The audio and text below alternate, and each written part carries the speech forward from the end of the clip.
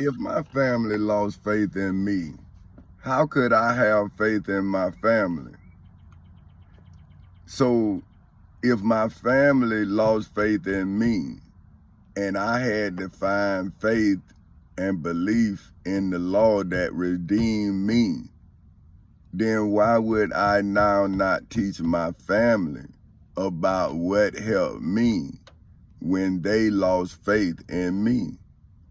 Because if I have been always learning how to do what I'm doing, because I have always been learning how to be me. So if I didn't learn how to be me, then what would I be defending? See, if I didn't work on myself, how could I have a self-defense if I did not work on myself?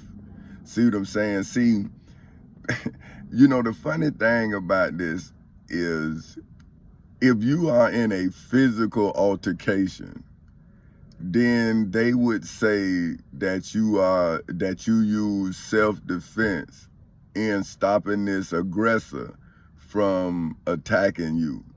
But when you use mental sense to stop a mental attack, then everybody has to understand the tactics that's being applied both ways. So now here people are, they say they helping me, but they don't understand what I've done. So I'm saying, well, if you don't know what I've done, then how you helping me do what you don't even know I did? So this is what I'm saying. So when I'm reading the Bible, right, and it's telling me that the high priest Caiaphas, the Pharisees, the chief priests, the high priest, the scribes, and the elders took up counsel with themselves, the question I have is, well, if Jesus was living, why didn't they take up counsel with Jesus? If you all now say that you take up counsel with Jesus today.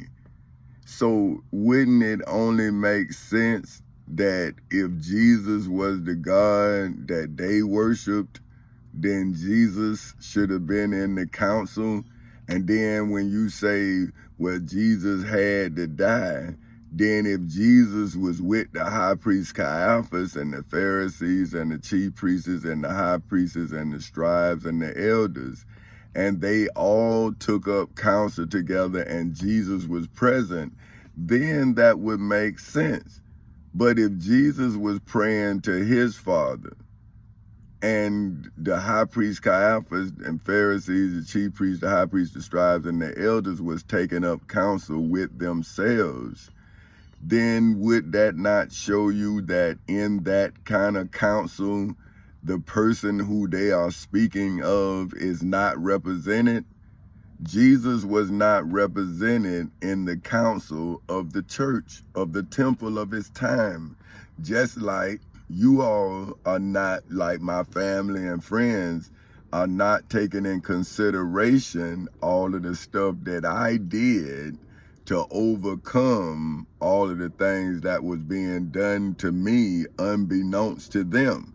See, I'm saying, well, if I'm the victim and you didn't know I was a victim until I told you, then why would you lean to your own understanding as if I'm coming to you lying? See, that's what I don't understand, right? If I'm asking for help, then wouldn't I be cognizant of the help that I'm asking for? So if I came to people and say, man, look, I need to go to court.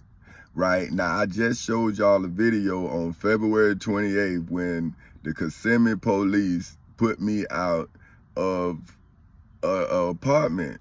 But now, on that same video, they said that they want me to come to court.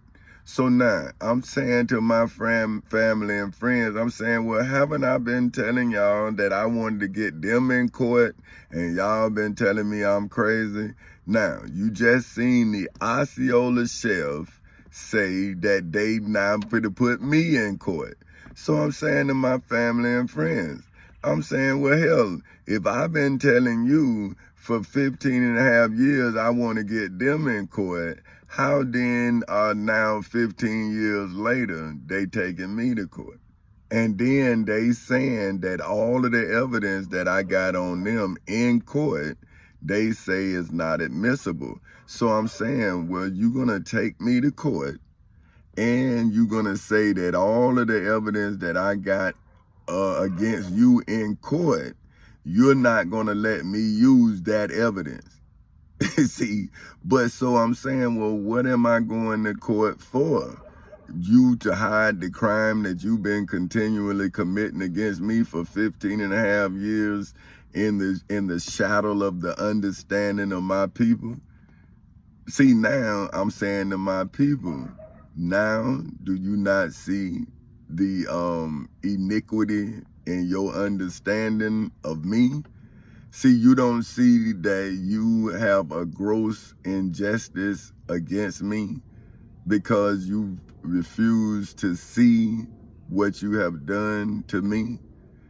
But now if I have asked you for help and your religious understanding tells you in all things get understanding, then when are you going to see that what you have failed to get understanding about has taken 15 and a half years from me? See, I'm saying, even if my wife and children and everything, right, has found a new life, my life is still being taken. So this is what I'm asking. I'm saying, well, okay, well, if I didn't do nothing in self-defense, then what would I have to defend myself over these 15 and a half years if I didn't put it in court and have a timeline of the state of Florida's crime against me? But now you got all of these actors, right?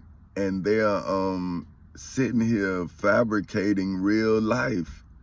And see, I'm saying, okay, but where's the truth in your fabrication? Like, you got me sitting here struggling and you saying that it's me. But I ask you for help and you tell me you don't know how to help me, and then you put it back on me. But I'm saying, but you have a God. I'm telling you I don't have a God.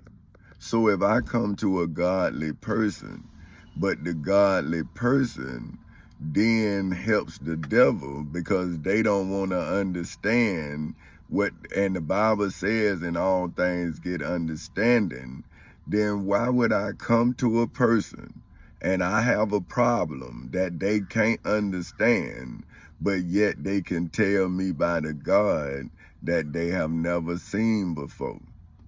See what I'm saying? So I'm saying, well, if you have never seen your God, but yet you're telling somebody to believe in something you have never seen before, then how are you the truth, the light, and the way when something come to you that you have never seen before, nor do you want to get understanding from it? So this is what I'm saying. When I read the Bible, and then I remembered back when I did not know, you see what I'm saying? Then I had to admit to myself that I did not know, but I had to then see what the Prophet Muhammad saw. See, when I read the Quran, I see what he saw, but he couldn't do nothing about it. So the only thing he could do about it was tell us, which is the future generations, about what he saw. See what I'm saying? So the message is the blessing. You see what I'm saying? Because what he did is he showed us what was happening during his time. Now, Dr. Martin Luther King and Minister Malcolm X and Mr. Huey P. Newton and Mr. Fred Hampton and Mr. Medgar Evers and all of those during that era, right, they made it possible for me to then be able to defend myself. You see what I'm saying? And then whatever purpose in life that I had to fulfill, then I would be able to do it. See, because when I read the Bible and it says, if your conscience don't condemn you, nor will I, then I realize, oh, see, Tommy, if you wouldn't have done what you knew that you was born to do, then your conscience would condemn you.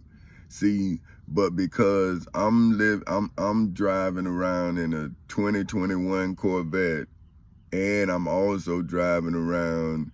See, let me show you what I'm saying. See, I'm saying I'm in my dream right now. See, I'm in my 1980 Corvette, right? And so then I'm gonna show you my reality after I can get up out of here. I'm getting old, so gotta bear with me. I gotta take a time. See, so now look, this is my dream. This car right here, right? So that's the dream right there. And see the reality. I wonder, can you see? Yeah, you can see them both. So, dang, I can't see this. Okay, see, that's the other one back there. So now, they stole my 1980 Corvette, right? And that's that one. So then I went and paid cash for another one because I'm writing this movie, right? So now, what I'm telling y'all is, well, the car is actually y'all. See, this new car right here is you kids. See, because I'm saying, well, that's my dream right there. See that car? That's my dream. When I was 5 years old, my daddy had a 74 Corvette. And so I liked the Corvette. So then I was 5. I said, I'm going to get a Corvette from the time I was 5. And 20 years later, I had bought my first Corvette. Bought it. No dope, no nothing. I bought it, hard work, married, my wife and I. So now, I don't want to give my tag. So now, this is my 2021 Corvette. So now that is what, see now look, I'm living in the car, man. Look at that. Look at that. Isn't that ridiculous? But see, I look at it, let me show you. Oh, damn, the keys in the other car. But see, I'm living in there. That's all my stuff when they throwed me out. But see, this mine though. See, this my car, right? Now, you look at it and if you look at it from your understanding, you will say, oh man, right? But I'm saying I own both of these cars. Both of them, right? Now, you say, oh man, you bragging, right?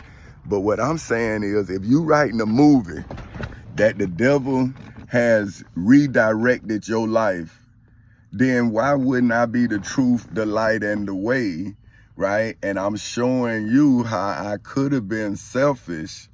I could have got all my stuff back because I got it back with my knowledge, right? And so I'm saying, well, look, don't you see how the devil directed my life's movie?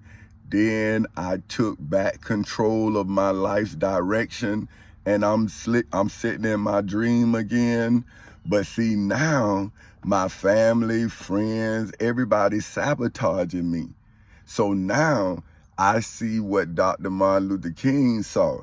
See, it's like I'm now giving you a YouTube video from my exile, just like Dr. Martin Luther King wrote a letter from the Birmingham jail. See, you have to look at the historicalness of this crime. See, anytime anybody loves the less fortunate, the powers to be make them less fortunate. But because of these mediums, right, which you have the ability to reach so many people, but what they've done is they have made reality TV reality. You see what I'm saying? So now everybody's trying to make content, not knowledge. See what I'm saying? So now everything's based on clickbait, not substance.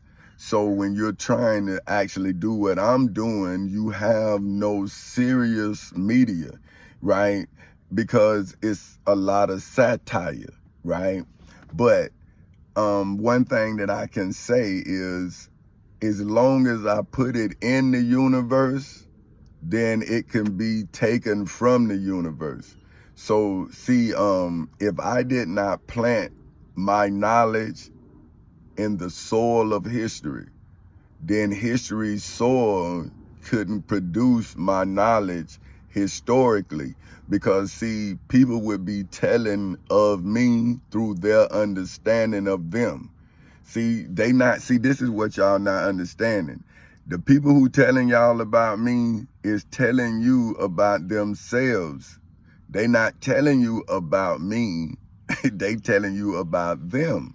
Because if they was telling you about me, they would be telling you like they tell you about Jesus. See, they don't talk about Jesus negatively. They'll talk about you negatively, but they'll talk about Jesus as if Jesus is the one actually going to save you, right? But when you read the story, Jesus needed to be saved, because Jesus did not put himself on the cross. Jesus was put on the cross. See what I'm saying? Now, people say, well, you did this to yourself. And I'm saying, did I? Or did I allow this to be done to me so it wouldn't be done to you? Now, that's what I did. See, because I'm saying, well, once I made the case and I saw that they was trying to, then settle the case as if the case hadn't become a crime. And I'm saying, well, why didn't you settle the case before it became a crime? See, now you have taken 15 and a half years of my life, and I can go back to 2008 when you tried to settle the case. But I can show everybody that the crime, when Bill Hurd took my car, he took my car in around about July 18th of 2006. He took my car.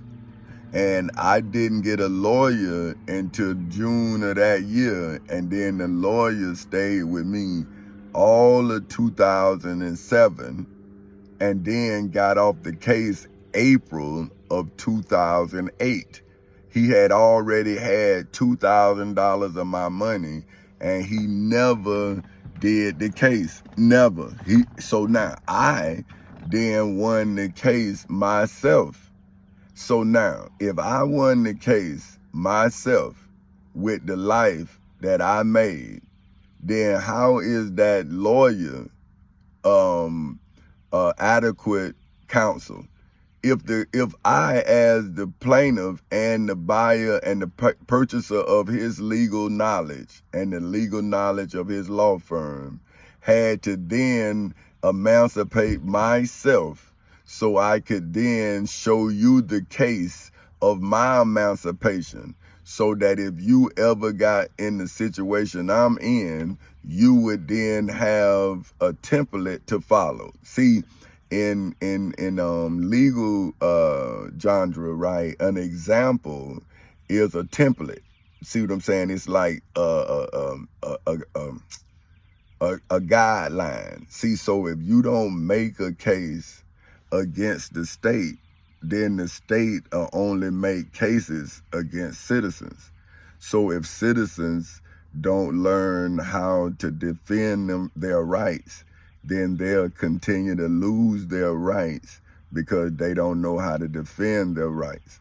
See what I'm saying? So what I'm doing is I'm making a case, and then you can then, if you savvy enough, you can then use my case to make a case, or you can let my case free you from whatever they trying to make a case against you. And if they're not in accordance with my case, then you will be able to use their flaws against them.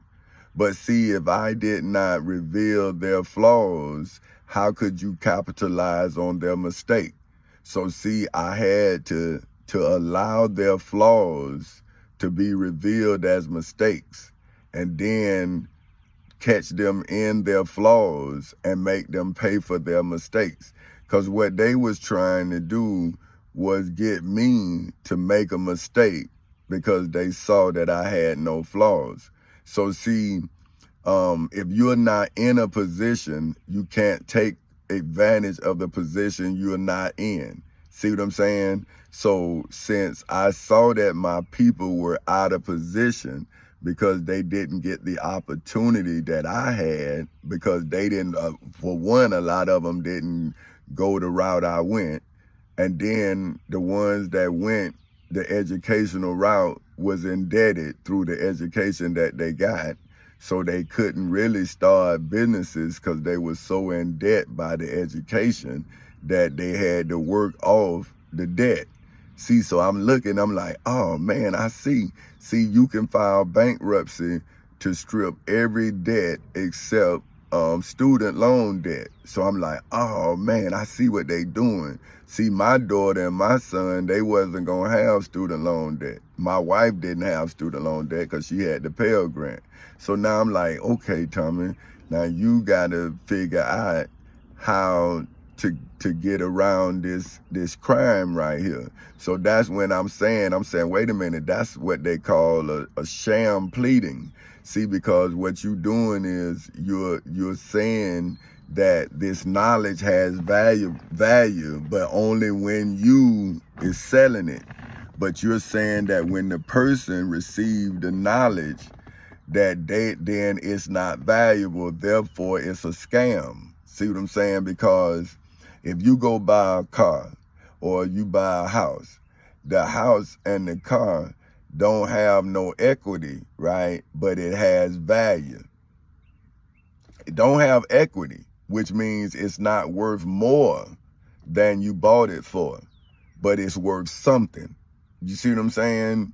Now, it's because now as you keep it, then at some point it's going to accumulate equity. Now, you can have a degree for 20 years and have that debt for the same duration of that time, right? And never pay off the debt. But you can't go into a bank based on that $80,000 degree. See, so the degree may not be worth $80,000, right? But it should be worth $50,000. Why would it go to nothing? Why shouldn't I be able to go into a bank and say, well, listen, I just got this degree and it cost me $80,000 to get this degree. Where is the equity in the degree? Now, it costs $80,000 to get the degree, but where is the equity in the degree? When does it build equity? See what I'm saying? So that's why I'm telling y'all, I paid off that sham pleading. See, because they won't let you write it off in bankruptcy. So therefore, it's not like any other debt. So now, why then is student loan debts different from any other debt? And I'm going to tell you why. Student loan debt is different from any other debt because they can't repossess it. So if they let you file bankruptcy on the student loan debt, then you own the knowledge and the degree. So now you will be able to compete against them with their own knowledge. See, that's why you all got to understand that when you suing someone, your lawyer can't defend you past your knowledge, because what they saying is that it's unfair to the other side. But then when you think about it, well, if the other side have a team of lawyers, then that's unfair also. You see what I'm saying? So you looking at this and you saying, hey man, you denied my people the right to read and write, and now you're using wordplay. So now I'm saying, well, since I got you wrong, now see how you saying the same thing I'm saying? Oh, that's not fair. I'm saying, well, no, see, it's not fair when it's you. But when you doing it to somebody else, you say it's fair. But now that's why I'm asking for my people to be released, because I know that you saying the same thing they saying when you become them. But see, just like you told them, only God can judge you. And I'm telling you, only I can judge you. And you will know who God is if they go to court. See? And then we'll see that my God judged your God in a chess game, and your God fled. And now y'all left to hide your absence, father's absence. But see, my children gonna see their father. And then what you gonna do when my creation see that you created a father, and they gonna know that I'm their father who created them here on earth. Therefore, I'll be their father in heaven. So now, if you have created your father here on earth, then did you not also create heaven? Because if you created your God, then you created his home. But now, did not Moses create me when Moses created the laws? So then, did not the law create the courthouse? Because it's not the courthouse where the law resides. So now, if I am the father of Tamika Rayshawn Castle and Tommy Chancey Castle Jr., and I went into the courthouse, and now I'm going to reside in the courthouse forever because I made a case with the law that resides in that house, then how am I not the father of the law that Moses wrote?